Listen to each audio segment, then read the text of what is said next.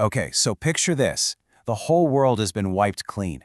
The floodwaters are finally gone, and what's left is this silent, empty planet. The only people around? Noah and his family, stepping out of the ark into a brand new reality. This is pretty much the story of humanity's second first day.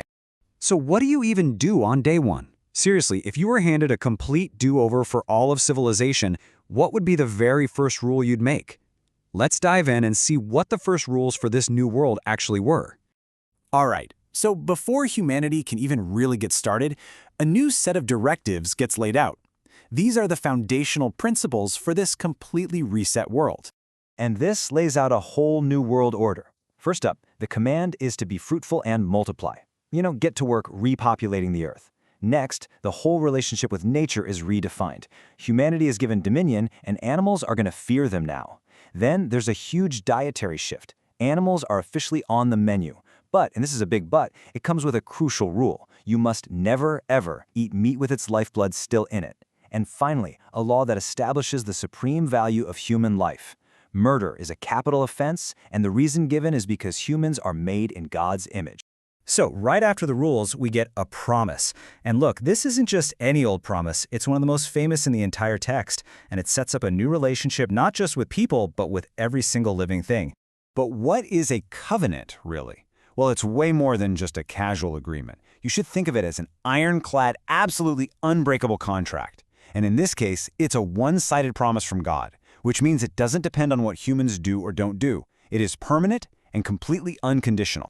And the sheer scale of this thing is just staggering.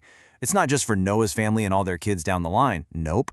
It explicitly includes every living creature. We're talking birds, livestock, all the wild animals. Every single form of life on Earth is part of this agreement. This promise is truly universal. And here it is, the heart of the promise, stated in the clearest possible terms. The very act of destruction that wiped the slate clean, a global flood, God says it will never, ever be used again. It's a guarantee of stability for the entire planet and everything on it. But, how do you remember a promise this huge? Well, the text gives us a physical, visible sign. The rainbow isn't just a pretty thing we see after it rains. It's specifically designated as a perpetual reminder of this unbreakable covenant between God and all life on Earth. Wow, so just as this incredible divine promise is established, the story just pivots hard. We immediately see the very first example of human failure in this new world, and it all goes down within Noah's own family. So what happened? The text lays it out as a clear sequence of events. Noah, the guy who just saved all life on Earth, becomes a farmer. He plants a vineyard, he makes some wine, and then, in a moment of weakness, he drinks so much that he passes out, lying there completely vulnerable in his own tent. And this sets the stage for a major family crisis. And now we get to the critical moment. Noah's son, Ham, finds his father in this state. But instead of helping him, he goes and tells his brothers about it. Now, in that culture, this was a profound act of disrespect. It was all about shaming his father. But in stark contrast, his brothers, Shem and Japheth, do the exact opposite. They actually protect their father's dignity. They take a cloak, walk backward so they don't even have to look at him, and they cover him up. Two totally different reactions with devastatingly different consequences. The story now moves to the aftermath. When Noah wakes up and figures out what happened, his response isn't what you'd expect. He doesn't just get angry. Instead, he delivers a series of prophecies, blessings, and curses that are said to define the future of his son's descendants for generations. And here is a really shocking twist. Noah doesn't curse Ham, the son who actually wronged him. He curses his grandson, Ham's son, Canaan. The text doesn't really explain why, but the curse itself is specific and incredibly severe. Canaan's descendants will be the lowest of servants to their own relatives. So let's break this down. Here are the three distinct fates laid out.